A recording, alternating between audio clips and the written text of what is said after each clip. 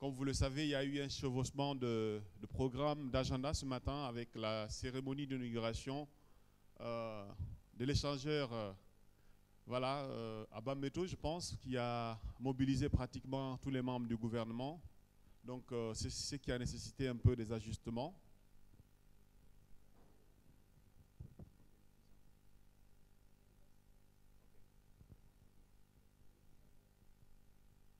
Bien, donc merci tout le monde et bienvenue à cet atelier de lancement des consultations nationales vers Stockholm plus 50. Donc 50 ans déjà depuis la première conférence des Nations Unies sur le développement durable qui s'était donc tenue à Stockholm. Nous voici en 2022, n'est-ce pas, pour pouvoir un peu apprécier ce qui a été fait depuis et mieux préparer la Guinée, n'est-ce pas, à prendre part à cette rencontre de haut niveau qui se tiendra au mois de juin prochain à Stockholm. Donc cette session qui nous réunit ce matin a pour but principal donc de présenter les attentes de la conférence de Stockholm plus 50 en vue de recueillir les contributions, les orientations et recommandations de toutes les parties prenantes sur la méthodologie de travail ainsi que le chronogramme des consultations nationales proposées pour une meilleure préparation de la conférence. Nous avons 3 résultats qui sont attendus autour de cette rencontre de ce matin. Il s'agit premièrement que les parties prenantes soient informées sur les attentes de la conférence de Stockholm plus 50, que les avis et recommandations de l'ensemble des parties prenantes dans le processus de consultation nationale soient formulés de façon consensuelle et enfin qu'il y ait bien évidemment un rapport qui soit préparé concernant donc la participation de la Guinée au sommet mondial de Stockholm plus 50. Mais je voudrais, avant de donner la parole aux intervenants, vous présenter le podium des officiels. Donc je voudrais commencer par Madame Safiatou Diallo, qui est donc la secrétaire générale du ministère de l'Environnement et du Développement durable, sous vos ovations, s'il vous plaît.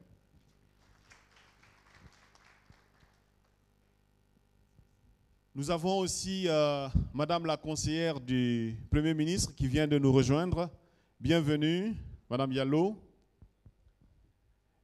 Donc, du côté des Nations Unies, bien évidemment pour cet événement de grande envergure qui donc est placé sous le leadership du programme des Nations Unies pour le développement, pour mener ces consultations qui, comme vous le savez, concerne l'Organisation des Nations Unies dans sa globalité, qui en Guinée est composée de 24 agences, fonds et programmes des Nations Unies, dont 18 qui sont résidentes. Et ces agences-là sont placées sous le leadership du coordonnateur résident des Nations Unies, qui est donc depuis 2019 le représentant du secrétaire général des Nations Unies en Guinée. Je vais nommer Dr Vincent Martin, que je vous prie d'ovationner. Bien évidemment, dans l'esprit d'unité d'action, l'équipe pays donc, du système des Nations Unies s'est aussi mobilisée dans le principe Delivering as One, le One UN, comme vous entendez souvent parler. Donc nous avons des membres de l'équipe pays des Nations Unies qui sont ici présents. Je veux nommer Monsieur Diallo Mamadjan, qui est donc le représentant de UNESCO en Guinée. Vous avez également Monsieur Adama Daou, qui est donc le représentant de UNOPS en Guinée. Bien évidemment, on n'aurait pas pu se réunir ce jour si, comme j'ai eu à l'indiquer au début, le programme des Nations Unies pour le développement n'avait pas été désigné pour pouvoir conduire tout ce processus. Et donc, ce jour, le programme des Nations Unies est représenté ici par Madame Naïma Pages, que je vous prie d'ovationner, qui est donc conseillère programme au niveau du programme des Nations Unies pour le développement, qui représente donc le représentant résident, M. Luc Grégoire, en mission à Kindia dans le cadre donc, de la formation des membres du CNT. Merci à tout le monde pour votre présence. Dans le programme, il était prévu l'intervention liminaire de représentants. Pardon? Oui. OK.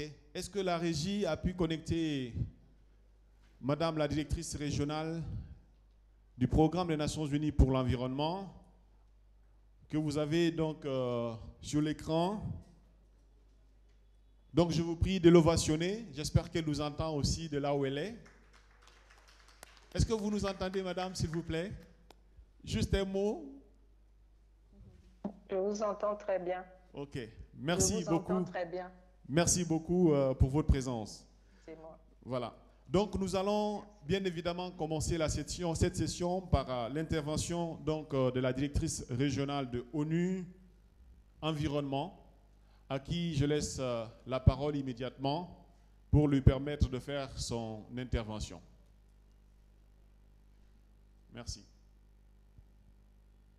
Je vous remercie pour cette invitation qui nous a été adressée.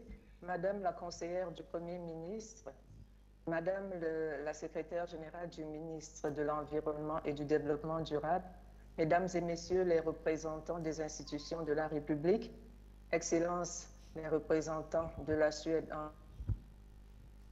Excellences, Mesdames et Messieurs les représentants du corps diplomatique, Monsieur le coordonnateur résident du système des Nations Unies pour le développement en Guinée, Mesdames et Messieurs les représentants des agences du système des Nations Unies, chers collègues, Mesdames et Messieurs les représentants des organisations de la société civile, chers amis de la presse, distingués invités. C'est un très grand plaisir de prendre virtuellement la parole devant vous au nom du programme des Nations Unies pour l'environnement dans le cadre du lancement des consultations nationales alors que le monde a les yeux tournés vers Stockholm qui s'apprête à redevenir un temple du multilatéralisme en matière d'environnement 50 ans après. Je salue cette initiative organisée en partenariat avec le gouvernement qui favorise le dialogue inclusif avec la participation de l'ensemble des parties prenantes en vue de recueillir leurs aspirations. Je vais essayer rapidement de remonter le temps avec vous sur un demi-siècle pour mesurer le chemin parcouru, les succès ainsi que les défis qu'il nous reste à relever, ainsi que les occasions de redynamiser la coopération internationale et de stimuler l'action collective pour faire face à la triple crise planétaire du changement climatique, de la perte de la biodiversité et de la nature et de la pollution et des déchets. 2022 est une étape historique mondiale et pour le programme des Nations Unies pour l'environnement. Elle marque le 50e anniversaire de la conférence des Nations Unies, vous l'avez dit, sur l'environnement humain qui s'est tenue en 1972 en Suède, universellement considérée comme la première véritable réunion internationale sur l'environnement. La création de l'UNEP, avec son siège en Afrique, pour être la conscience environnementale des Nations Unies et du monde, a été l'une des principales résolutions ou des principaux résultats de cette conférence. Et la conférence de Stockholm a encouragé la création des ministères de l'environnement à travers le monde et a donné le coup d'envoi à une multitude de nouveaux accords multilatéraux visant à protéger collectivement l'environnement. Le parcours a parfois été difficile, mais il a toujours été guidé par une vision, par la science, par la certitude qu'un environnement sain profite à tous partout dans le monde. Et depuis 50 ans, nous coordonnons les efforts mondiaux pour relever les plus grands défis environnementaux de la planète et faire progresser l'agenda environnemental à travers le globe. Cette collaboration mondiale a permis de réparer la couche d'ozone, a permis d'éliminer progressivement le carburant au plomb de certaines espèces menacées et bien d'autres choses encore. Il y a quelques semaines à Nairobi, les États membres, dont la Guinée, ont adopté 14 résolutions visant à renforcer les actions en faveur de la nature pour atteindre les objectifs de développement durable, et notamment un accord juridiquement contraignant sur la pollution plastique d'ici la fin de 2024. Ces résolutions elles ne feront bouger les choses que si, une fois adoptées, elles ont rapidement demandent un impact réel. Et pour qu'elles aient un impact réel, il faudrait un soutien sans équivoque au plus haut niveau politique. Avec la récente déclaration de Glasgow sur les forêts, au cœur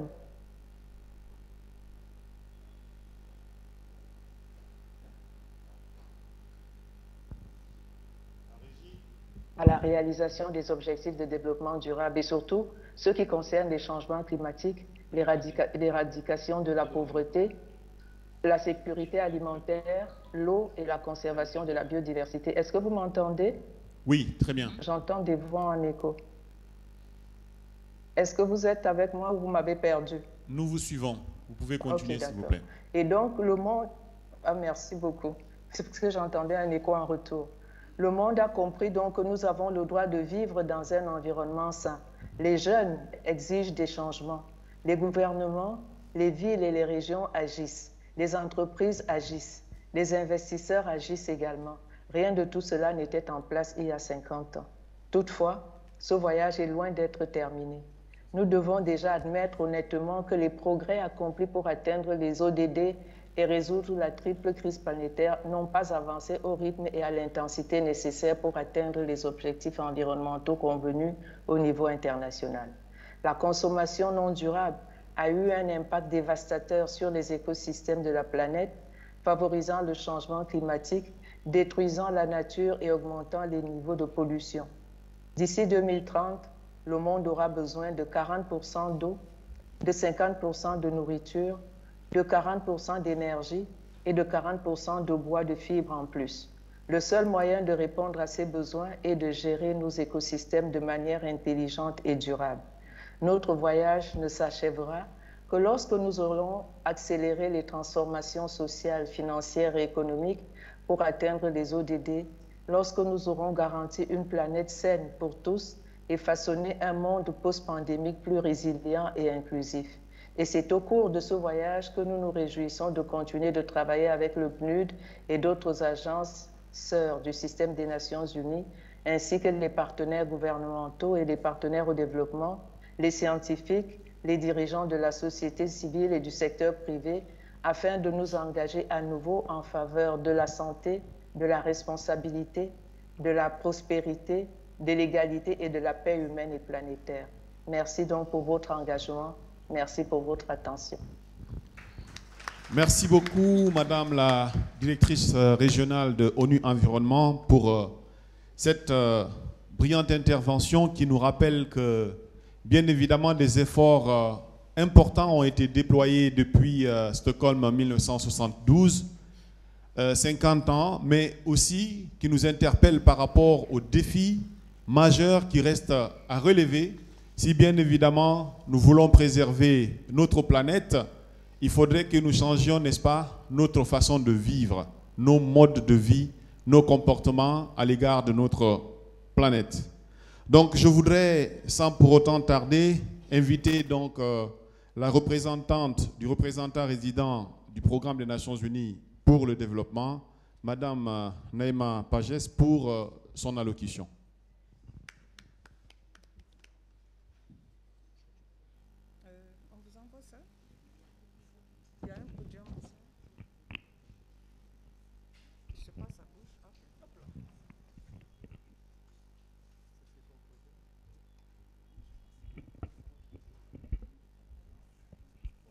Bonjour.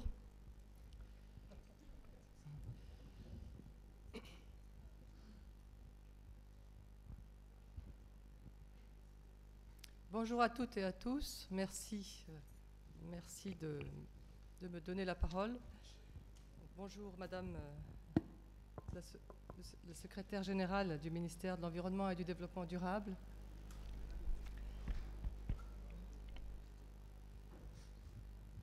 Cher Monsieur le coordinateur résident des Nations Unies, Monsieur le représentant de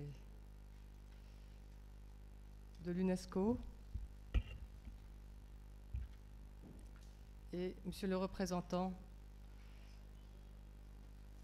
du système des Nations Unies pour l'environnement, Et enfin, Madame la représentante de la primature. Mesdames, Messieurs les représentants des hauts cadres de l'administration publique, Mesdames, Messieurs les représentants de la société civile et du secteur privé, chers collègues des Nations Unies, chers collègues des Amis de la presse, chers invités, Mesdames, Messieurs, au nom du représentant résident du PNUD, du Programme des Nations Unies pour le développement en Guinée, Monsieur Luc Grégoire, pour moi c'est un réel plaisir de parler à son nom aujourd'hui pour cette importante cérémonie d'ouverture pour les travaux de cet atelier qui porte sur le lancement des consultations nationales préparatoires à la conférence internationale Stockholm plus 50.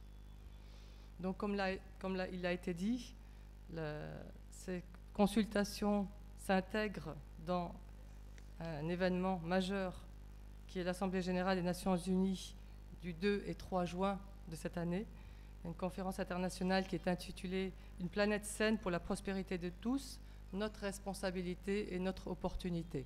Ces mots, bien sûr, sont très évocateurs et cette conférence internationale est concerne pleinement la Guinée, compte tenu des thèmes qui vont être discutés et qui sont des thèmes très pertinents et parlent pour nous en Guinée, compte tenu des thématiques qui vont être traitées dans à la fois cet événement qui commémore bien sûr les 50 ans de la création du Programme des Nations Unies pour l'environnement, mais qui aussi porte sur une question majeure qui est comment accélérer la mise en œuvre des objectifs du développement durable au cours de la décennie d'action, et en particulier qui mettent l'accent sur comment impulser une reprise post-Covid qui soit durable et inclusive. C'est dans ce cadre-là que le PNUD a été désigné pour faciliter les consultations au niveau global et au niveau local. Ces consultations nationales visent à stimuler les réflexions au niveau de la Guinée et un dialogue inclusif pour prendre en compte l'ensemble des acteurs qui s'engagent sur ces questions environnementales, donc en les adaptant au contexte national et au contexte local, et en particulier sur des thèmes en lien avec les secteurs identifiés lors de l'actualisation de la contribution déterminée au niveau national, donc ce qu'on appelle la CDN. Et ces secteurs ont été déjà identifiés, à savoir l'énergie, l'agriculture, les déchets et la foresterie et les mines. Donc c'est dans ce cadre que le gouvernement guinéen, en collaboration avec le PNUD, organise cet atelier de lancement des consultations nationales en préparation à cette importante rencontre mondiale qui est donc la conférence internationale Stockholm plus 50. Je voudrais ici réaffirmer la disponibilité du PNUD et de toute l'équipe du programme environnement et gestion naturelle et gestion des ressources naturelles du PNUD à accompagner les autorités nationales et les autorités locales dans tous leurs efforts pour ce travail de réflexion et pour mettre en avant les préoccupations et les priorités des Guinéens et des Guinéennes sur les questions de protection de l'environnement, de préservation de la biodiversité, de renforcement de la résilience des communautés et de transformation économique durable et inclusive pour conduire le pays vers une transition verte et bleue qui renforcera la résilience au changement climatique et qui boostera la création d'emplois décents et verts, en particulier en faveur des jeunes Guinéennes et des jeunes Guinéens. Voilà, je vous remercie pour votre attention. Merci beaucoup, Madame Naïma Pagès, pour cette introduction liminaire sur la conférence Stockholm plus 50, donc qui a permis de camper les décors et de nous donner, n'est-ce pas, des orientations assez pratiques sur cette conférence, ses objectifs et aussi qu'est-ce qui sera en tout cas développé durant cette rencontre-là. Merci à vous pour cette intervention. Donc pour le mot des Nations Unies, je voudrais inviter au coordinateur résident de bien vouloir me rejoindre au niveau du pupitre pour son allocution.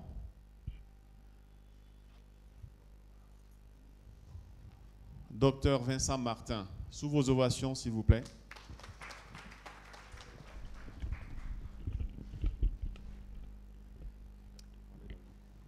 D'accord. Merci, un grand merci, Souleymane. Attendez, je suis content d'ailleurs de pouvoir me tenir debout. J'ai très mal au dos et, et c'est l'occasion de pouvoir se déplier un peu. Madame la secrétaire générale du ministère de l'Environnement et du Développement, Madame la conseillère du Premier ministre, Mesdames et Messieurs les représentants des organisations internationales et nationales, Mesdames et Messieurs les cadres de l'administration publique, Mesdames et Messieurs les représentants de la société civile et de la presse, chers collègues et amis du système des Nations Unies, chers invités. Comme vous l'avez compris, à travers les allocutions de mes prédécesseurs, cela fait 50 ans que nous avons mis les questions écologiques au rang des préoccupations internationales, donc depuis ce mois de juin 1972 et cette première conférence des Nations Unies sur l'environnement. 50 ans, finalement, c'est très peu. Et on se rend compte aujourd'hui, face à la crise climatique, que nous avons réalisé, nous avons pris conscience de ces enjeux climatiques finalement bien tard. Mais ce sont 50 ans aussi où il y a eu un début de dialogue entre les pays industrialisés et les pays en voie de développement concernant ce lien qui existe entre croissance économique, la pollution de l'air, de l'eau, des océans et le bien-être des peuples dans le monde entier. Et donc, comme vous l'avez aussi entendu ce matin, cela a été aussi à l'origine de la création du programme des Nations Unies pour l'environnement. Alors, de la même manière, vous suivez l'actualité, et cette actualité climatique n'est pas glorieuse. Elle est loin d'être réjouissante. Il y a encore quelques jours, il y a eu la publication du dernier rapport de l'ONU sur le changement climatique par ce groupe d'experts qu'on appelle le GIEC, groupe intergouvernemental d'experts sur l'évolution du climat, qui nous alerte, une fois de plus, sur la menace qui pèse sur le monde entier. Et ici, je voudrais reprendre quelques mots du secrétaire général des Nations Unies, Antonio Guterres, qui nous dit « Ce n'est ni une fiction, ni une exagération. À moins que des mesures ne soient prises rapidement, nous nous approchons à toute allure de la catastrophe climatique. » Il a alerté sur le fait que certaines grandes villes qui seront sous les eaux, et il nous a mis en garde aussi contre des vagues de chaleur sans précédent, des tempêtes terrifiantes, des pénuries d'eau généralisées et l'extinction d'un million d'espèces de plantes et d'animaux. Donc face à cette situation d'alerte maximale, personne ne doit rester les bras croisés et attendre la catastrophe. Nous devons et nous pouvons agir ensemble, maintenant, pour essayer de renverser cette tendance. Et d'ailleurs, le rapport nous disait, nous avons 3 ans, 3 petites années pour essayer de faire inverser cette tendance et de faire diminuer justement le réchauffement climatique. Donc c'est bien cet élan qui m'a motivé ce matin à venir ici, à participer à cette réunion, et c'est cet élan qui devrait tous nous motiver à être ici pour nous mobiliser en faveur de cette cause absolument fondamentale. On parle bien de l'extinction d'espèces animales et végétales, mais on parle aussi de l'extinction de l'espèce humaine si nous continuons dans cette direction. Donc motivation qui doit nous réveiller chaque matin et qui doit nous dire nous devons contribuer individuellement, mais aussi collectivement à cet effort ambitieux d'inverser la tendance.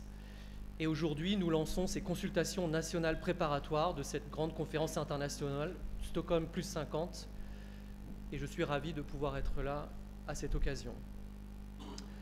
C'est donc le lieu et le moment de trouver, unis dans l'action, comme on dit, des pistes innovantes pour que la Guinée joue sa partition dans cet effort global, international, pour, je dirais même, faire la paix avec la planète en privilégiant des solutions qui sont moins coûteuses en énergie et aussi en développant et en stimulant tout ce qui est basé sur les énergies renouvelables.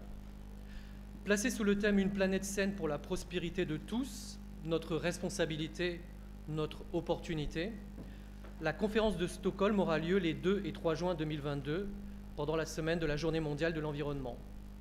Avec l'appui des gouvernements suédois et kényans, cette rencontre mondiale vise à accélérer la mise en œuvre des objectifs de développement durable au cours de la décennie d'accélération d'action, y compris par une reprise durable après la pandémie à Covid-19.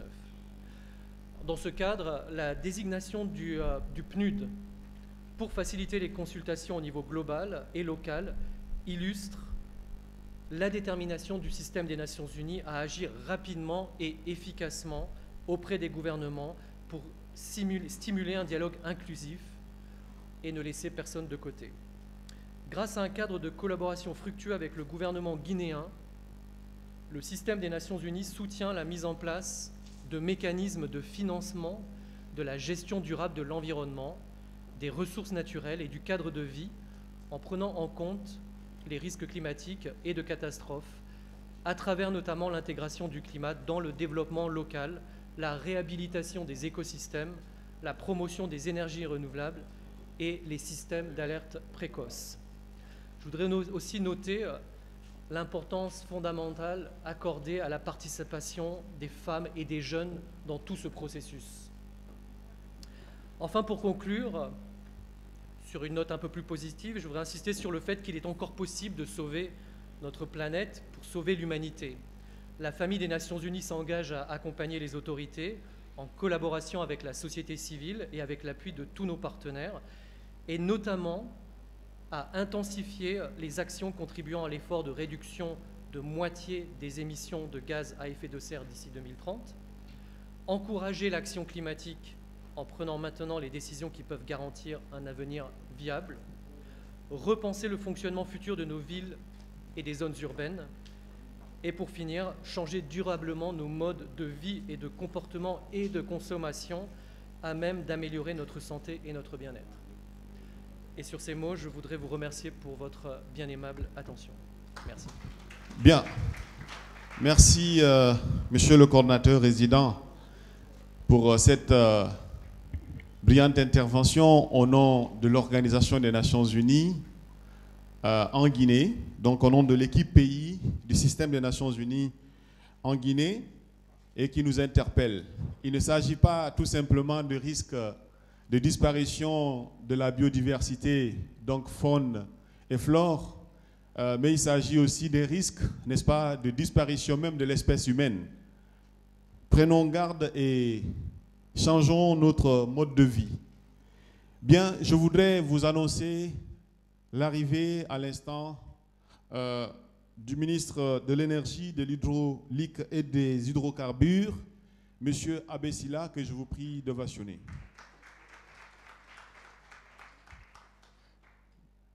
Merci.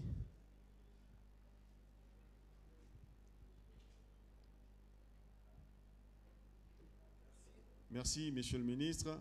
Merci infiniment. Donc, Monsieur le ministre fera donc, le mot du gouvernement pour lancer solennellement cet atelier qui nous réunit aujourd'hui.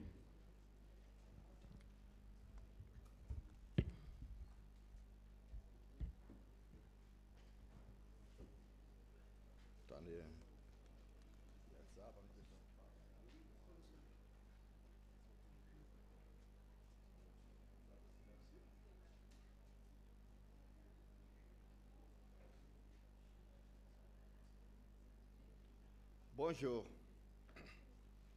Bonjour, messieurs et dames, messieurs les membres du gouvernement présents, messieurs les représentants du pays et du PNUD, les hauts commissaires, les hauts cadres de l'administration, messieurs, dames, merci. J'ai l'honneur, au nom du président de la transition, chef de l'État,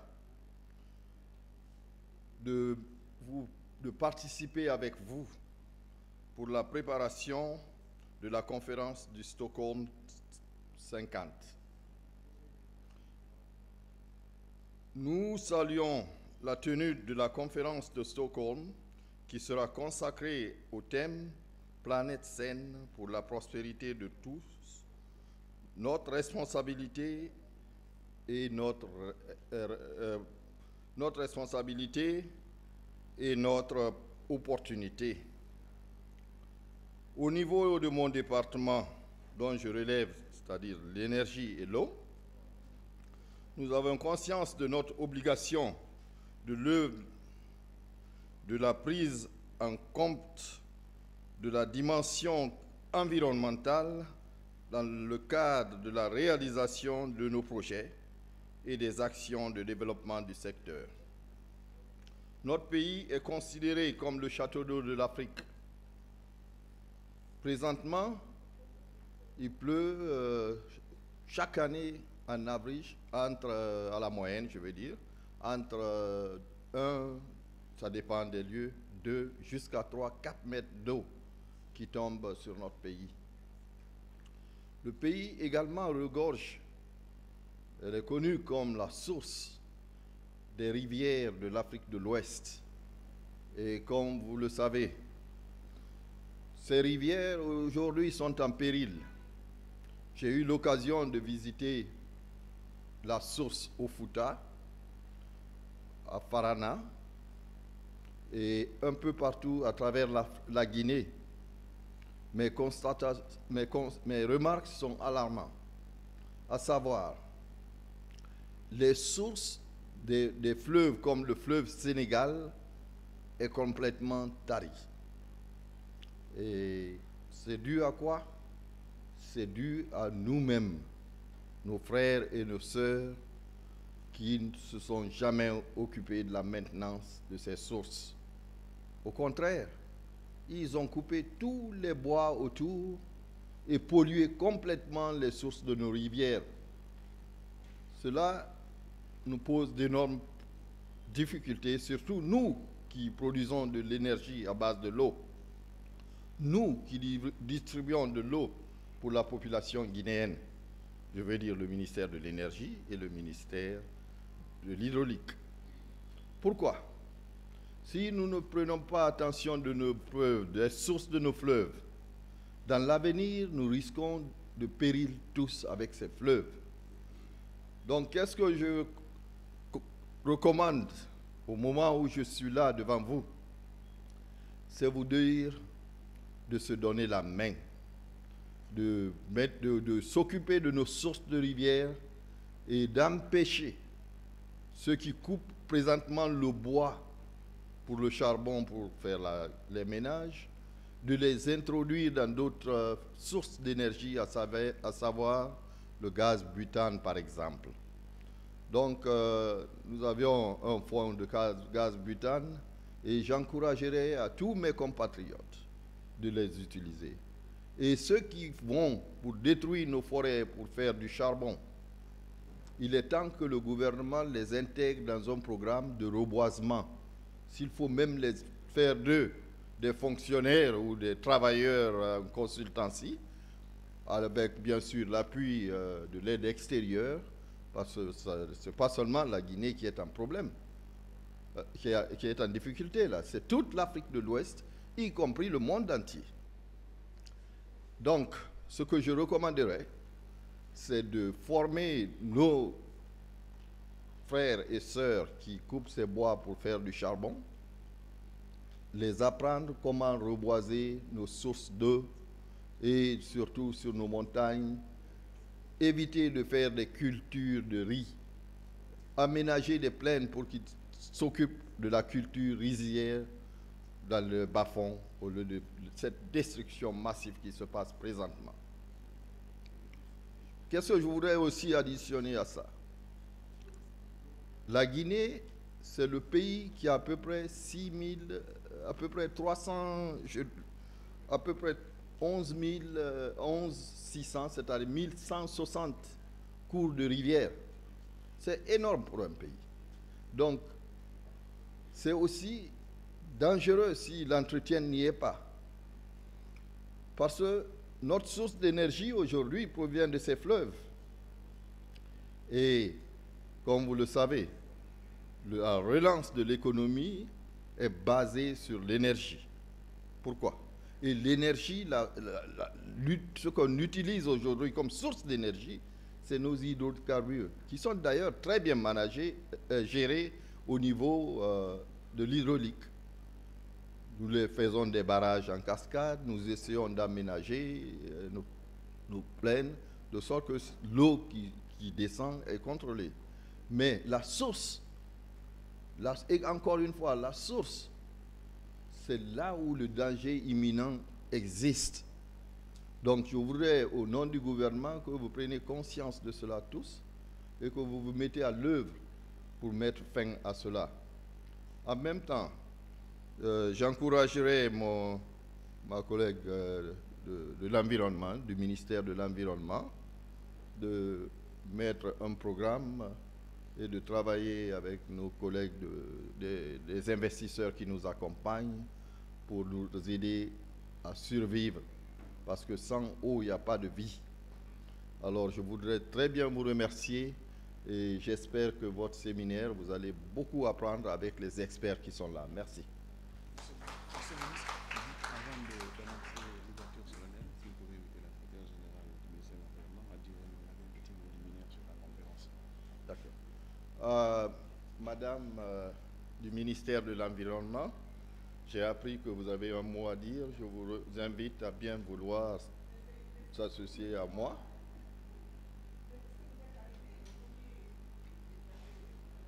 Donc la séance est ouverte et je vous passe la parole automatiquement. Merci.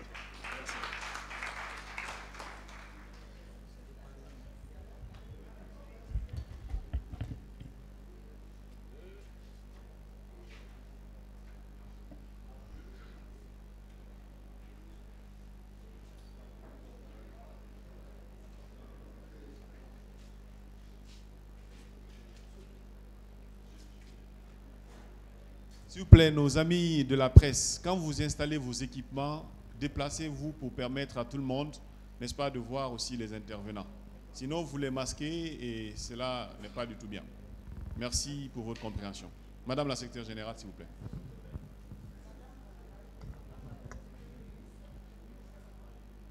Monsieur le ministre de l'Énergie, Madame la représentante du Premier ministre chef du gouvernement, Monsieur le ministre de l'Énergie et de l'Hydraulique, Madame et Monsieur les représentants de l'UNEP, Mesdames et Messieurs les représentants de l'UNOPS et de l'UNESCO, Mesdames et Messieurs les représentants du PNUD. En vous souhaitant la bienvenue à cette importante rencontre, je voudrais exprimer la profonde gratitude du gouvernement guinéen, au gouvernement de la Suède et celui du Kenya, au PNUE, au PNUD, pour tous leurs efforts consentis en faveur de la mise en œuvre des objectifs de développement durable au cours de la décennie d'action. Mesdames et Messieurs, il est opportun de rappeler que l'Assemblée générale des Nations unies a convenu de convoquer une réunion internationale portant Stockholm plus 50, une planète saine pour la prospérité de tous à Stockholm, les 2 et 3 juin, pour la prospérité de tous à Stockholm. Pendant la semaine de la Journée mondiale de l'environnement, la réunion commémorera les 50 ans de la Conférence des Nations unies sur l'environnement humain. La participation étant encouragée au plus haut niveau possible, impliquant les États membres de l'Organisation des Nations unies et les institutions spécialisées des Nations unies, ainsi que les parties aux accords multilatéraux dans les préparatifs de la rencontre internationale. Le présent atelier de lancement des consultations nationales est donc organisé pour permettre de stimuler un dialogue inclusif entre acteurs nationaux sur les principaux thèmes de Stockholm plus 50. L'objectif de cet atelier est également de présenter des attentes de la conférence de Stockholm plus 50 en vue de recueillir les contributions de toutes les parties sur la méthodologie de travail ainsi que le chronogramme des consultations. Donc, cet atelier est une opportunité à saisir par la République de Guinée afin de mieux se préparer à l'atteinte des objectifs de la conférence, notamment l'accélération de la mise en œuvre du développement durable au cours de la décennie et une reprise durable après le Covid-19. Heureusement, pour ce qui est de la Guinée, les discussions porteront essentiellement sur des thèmes en lien avec les secteurs identifiés lors de l'actualisation de la contribution déterminée au niveau national, la CDN, à savoir l'énergie, l'agriculture, les déchets et la foresterie, qui déjà au plan national font l'objet d'échanges répétés ces derniers temps. L'efficacité de cette action commune dépend largement de la qualité de la coopération entre acteurs et partenaires. Enfin, je tiens encore à remercier les partenaires financiers, techniques et toutes les parties prenantes pour leurs engagements collectifs sans lesquels la tenue de cet atelier serait compromise. Je vous remercie. Merci Madame la Secrétaire Générale du ministère de l'Environnement et du Développement durable. Encore une fois, nous remercions Son Excellence, Monsieur le ministre, Monsieur Abbé Sylla, ministre de l'Énergie, de l'Hydraulique et des Hydrocarbures, d'avoir bien voulu nous honorer de sa présence et pour avoir ouvert cette session qui nous réunit. Avant la photo de famille qui va suivre tout de suite, nous vous invitons à suivre un film qui sera projeté, un court-métrage, donc une vidéo sur Stockholm plus 50. La régie, s'il vous plaît. Tous les écrans sont connectés. Merci pour votre attention.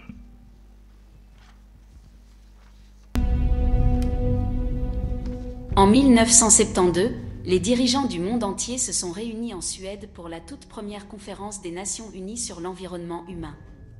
Il s'agissait d'un événement sans précédent, réunissant 113 gouvernements pour discuter de l'impact de l'humanité sur l'environnement mondial. Il est clair que la crise environnementale à laquelle le monde est confronté va profondément modifier le destin futur de notre planète. Personne, quel que soit son statut, sa force ou sa situation, ne sera épargné.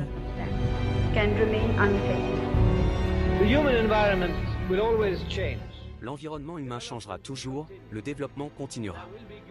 Il y aura de la croissance. Cela ne peut et ne doit pas être évité. La question majeure est de savoir dans quelle direction allons-nous nous développer, par quels moyens allons-nous croître, quelles sont les qualités que nous voulons atteindre et quelles sont les valeurs qui doivent guider notre avenir.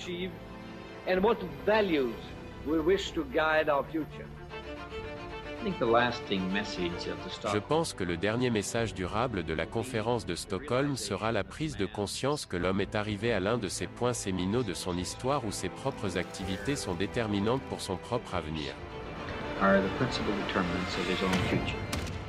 Aujourd'hui, 50 ans après la réunion de Stockholm, nous sommes confrontés à une triple crise planétaire, le climat, la pollution et la perte de biodiversité, ainsi que d'autres maux planétaires qui affectent notre bien-être actuel et futur.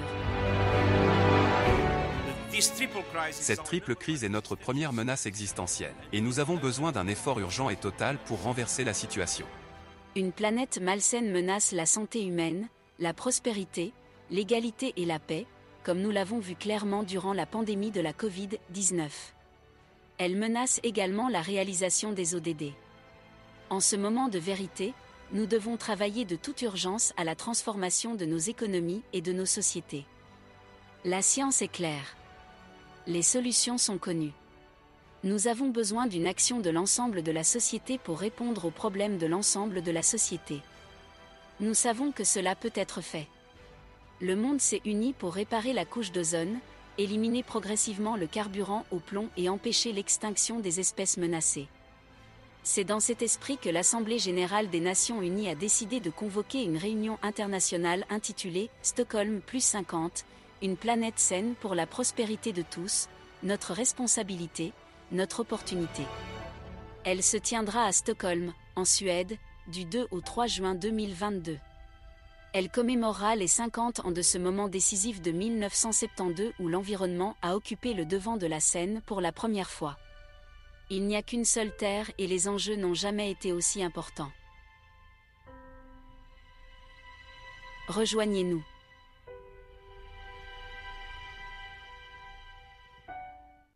Bien, merci. Tout est dit dans... Allô? La régie? Allô? Ok, merci. Donc, vous voyez, tout est dit à travers ce court-métrage qui retrace l'histoire donc des 50 ans. Beaucoup de choses ont été faites, mais encore des défis majeurs. Et nous remarquons que l'avenir de l'homme dépend de l'homme. Donc tout est entre nos mains et c'est à nous maintenant de prendre les dispositions assez rapidement, immédiatement pour renverser la tendance. Nous n'avons plus de temps. C'est sur ces mots et que je voudrais donc inviter les officiels à bien vouloir nous suivre pour faire la photo de famille. Photo de famille donc qui sera suivie d'une petite pause. Merci pour votre attention.